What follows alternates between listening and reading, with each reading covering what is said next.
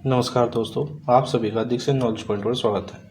आज की इस वीडियो में हम उत्तराखंड की कृषि, मिट्टी और फसलों के अंतर्गत ही उत्तराखंड की कृषि या फसलों के बारे में डिस्कशन करेंगे।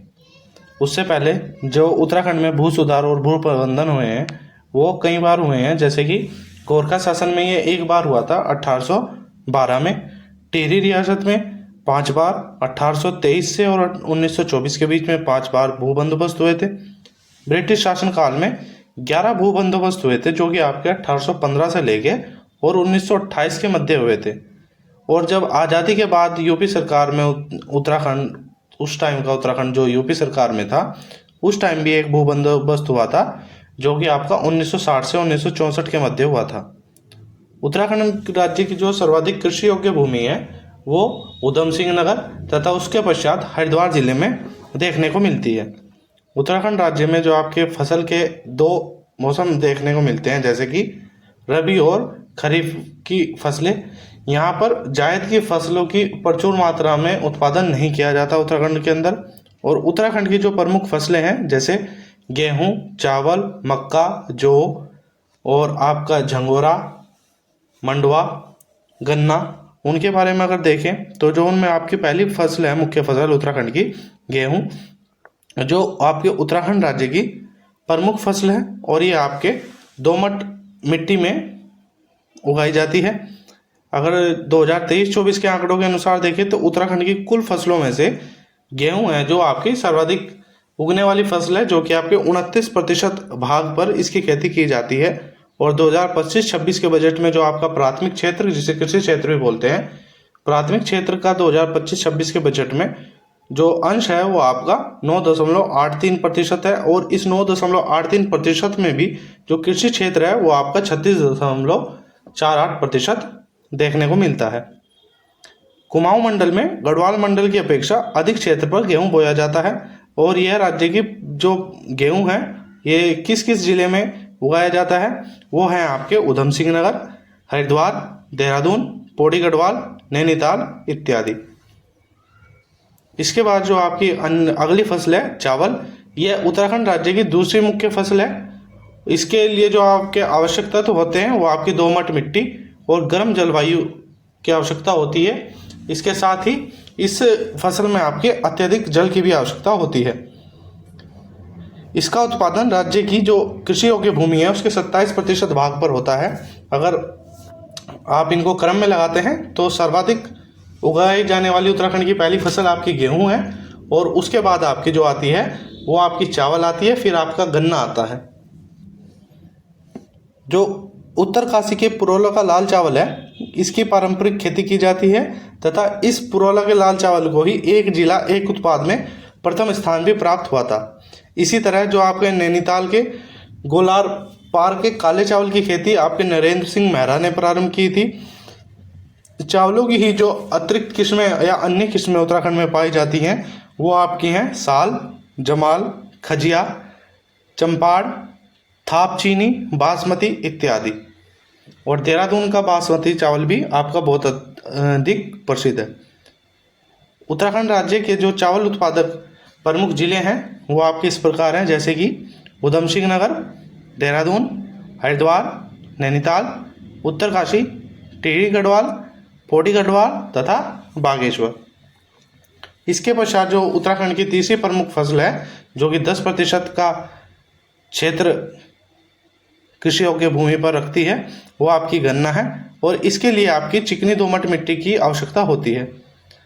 राज्य का जो सर्वाधिक गन्ना उत्पादक जिला है आपका वो उधम सिंह नगर है। और इसके पश्चात जो आपके अतिरिक्त 2 अन्य जिले हैं वो आपके हरिद्वार और देहरादून है। और ये मूलतः एक मैदानी फसल है जो कि पर्वतीय क्षेत्र में देखने को नहीं मिलती है या बहुत कम देखने को मिलती है।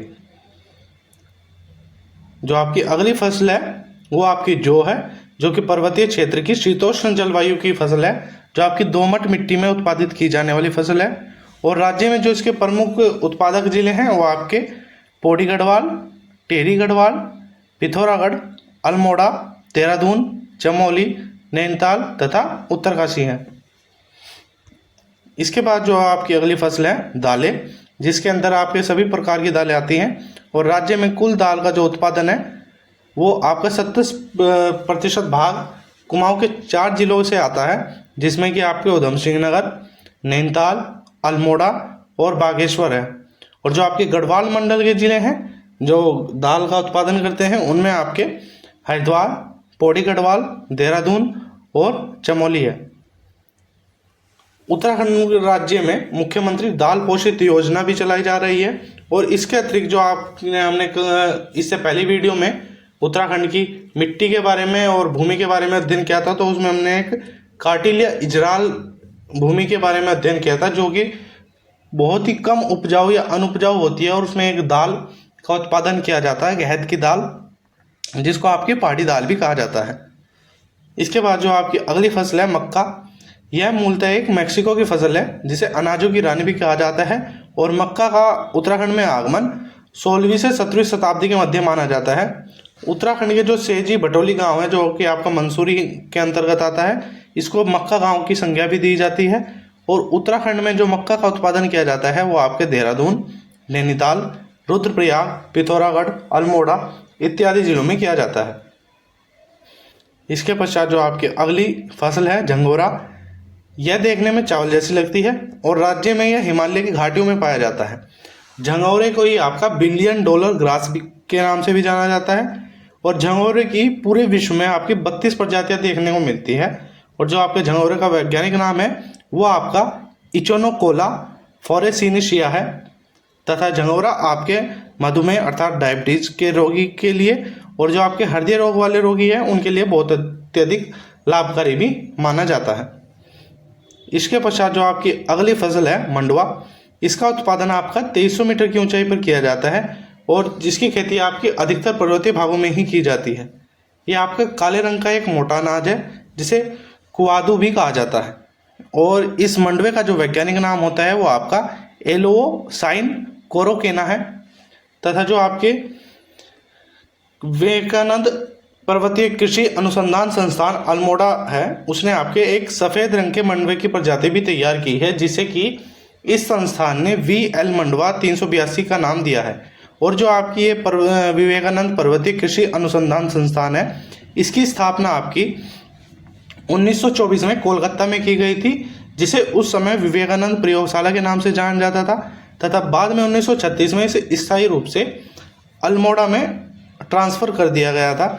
और इसकी स्थापना विवेकानंद पर्वतीय कृषि अनुसंधान संस्थान या विवेकानंद प्रयोगशाला की स्थापना आपकी या संस्थापक आपके बोसी सेन थे। जब 1974 में इसको ICAR के अंतर्गत भारतीय कृषि अनुसंधान केंद्र के अंतर्गत शामिल किया गया, तो इसका नाम विवेकानंद प्रयोगशाला से बदलकर विवेकानंद पर्वतीय कृषि अनुसंधान संस्थान कर दिया गया था। तो जो आपकी उत्तराखंड की मिट्टी, कृषि और फसलों के अंतर्गत हमने आपके उत्तराखंड की मिट्टी भी कवर कर ली है और उत्तराखंड की कृषि और फसलों को भी कवर किया है। अगर इससे संबंधित आपका कोई भी डाउट या सुझाव है तो आप हमको कमेंट कर सकते हैं। अगर आपको ये वीडियो पसंद आई है तो आप इस वीडियो को लाइक कर सकते हैं, क्योंकि इस वीडियो में जो हम आपको कंटेंट उपलब्ध कराते हैं इसमें आपके PYQ क्वेश्चन भी समाहित होते हैं और जो क्वेश्चन बन सकते हैं वो भी हम इसमें थ्योरी के माध्यम से इंक्लूड कर देते हैं। और इसी प्रकार की अन्य उत्तराखंड GS से जुड़ी हुई वीडियो देखने के लिए आप हमारे चैनल से जुड़ सकते हैं। धन्यवाद।